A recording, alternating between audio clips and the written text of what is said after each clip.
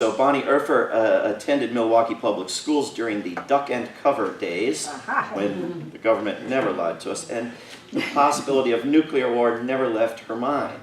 Her heart led her to the path of peace and justice work for 28 years until retirement, and now as a volunteer she has worked for Nukewatch. During those years she has become educated about the nuclear industry as few others have. She organized, marched, crossed lines, wrote, spent 6.5 years in jails and prisons, tracked H-bomb trucks and trains, created the maps in nuclear heartland, painted banners, and participated in all sorts of mischief at military bases, nuclear missile silos, and war machine sites. She now lives in community outside of Luck, Wisconsin, with her favorite organization only 200 steps away. Bonnie Urfer.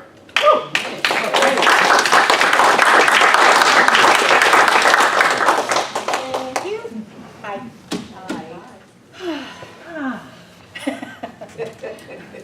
Well, not everyone you meet invites you to get arrested, but in the name of peace, nuclear disarmament, and reactor shutdowns, that's exactly what I'm doing.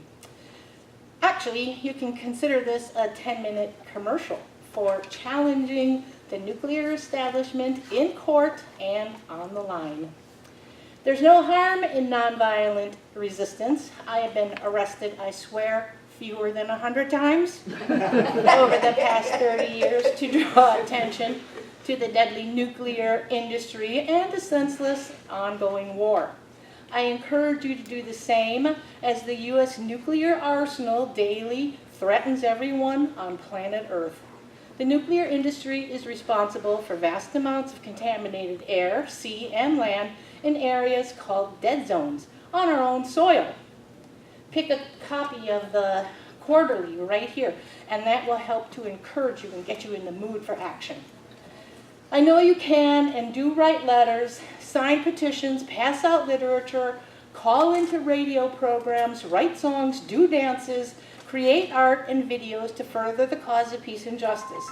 I know you plaster your cars with bumper stickers. You may belong to an organization that purchased a billboard for peace, painted a mural, and had a discussion about community justice. Perhaps you've joined a march or a vigil, organized a run for freedom. You may even have recycled your TV. There are so many things to do to create change. Buy responsibly, picket, strike, divest from harmful industries.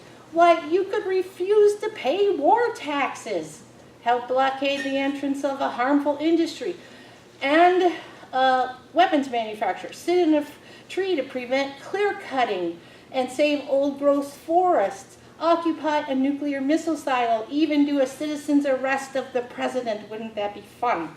My dream is that one day we'll be so huge we'll be able to walk up to the White House and just ask for the keys. But that is going to take a lot of help from a lot of people, and people willing to take the next bold step. In the meantime, our water is being poisoned, food supply altered, people tortured, and everyone today and into the future radioactively contaminated. And we drive, you know the story, each of us is responsible for environmental destruction. For almost 3 decades, I resisted the nuclear industry and the war system, and I know that what I do is not enough. I know that we are not enough, and I know that this is no time to stop. As people have turned their focus to climate change, the reality of nuclear war and the danger of nuclear reactors have been minimized in the media and industry.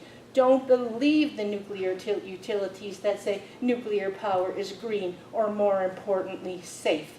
Don't.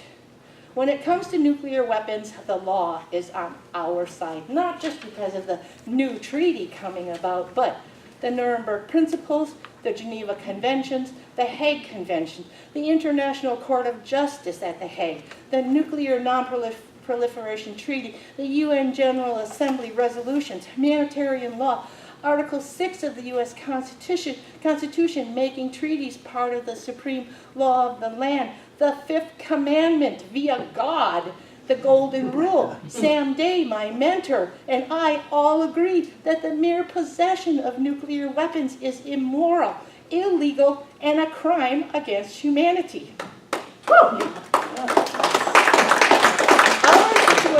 Our situation is serious, and weapons make it grave.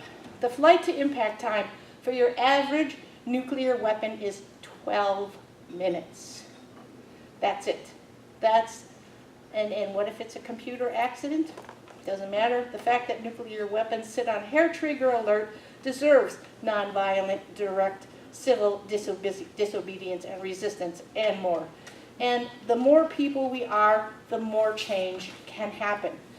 The nuclear freeze movement of the 80s would not have been complete or as effective without nonviolent civil disobedience. Greenham Common and the Seneca Women's Peace Camp were part of an influential bunch of people, as were the thousands and thousands of people crossing the line in Nevada to oppose above-ground nuclear testing. The list of dynamic campaigns is long. Plowshares disarmament actions have been outstanding, outrageous, and necessary examples of citizen actions in our defense.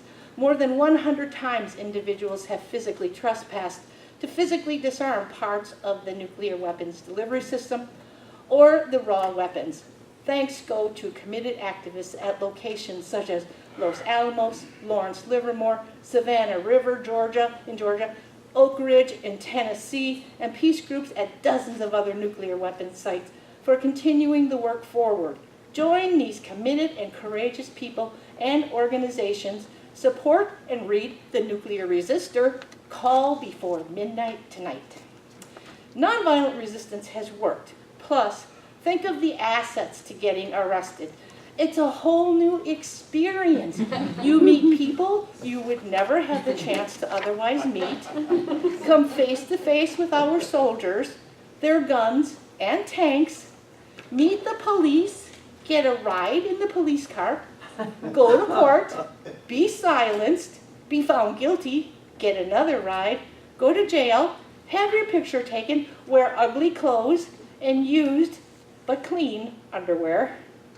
Watch TV all day, play cards, live in solidarity with the poor, meet more new people, and celebrate the day like never before when you get out. Getting out of jail feels so good that really it's worth going in.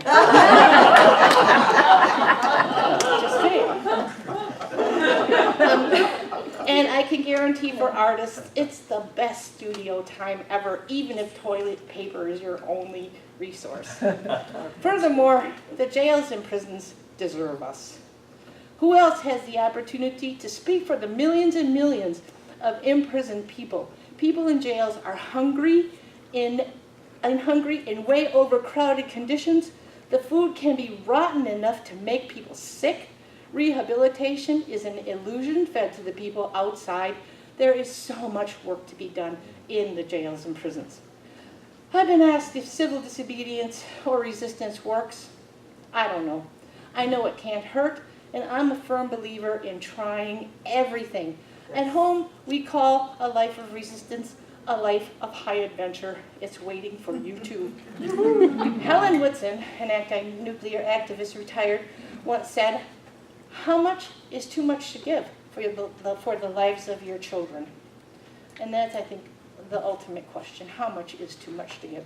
Okay, but I have one more really important show and tell that is the final encouragement to get arrested. Here we have maximum security and antiperspirant deodorant. The only place you can get this is in jail or prison. And then it's just by luck. Maybe you get this, maybe you don't. But, you know, it's got to be worth trying.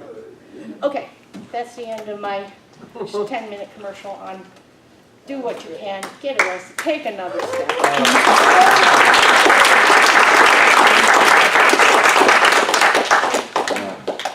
Everybody bring a bottle of that to DC. We'll see what we can clean up.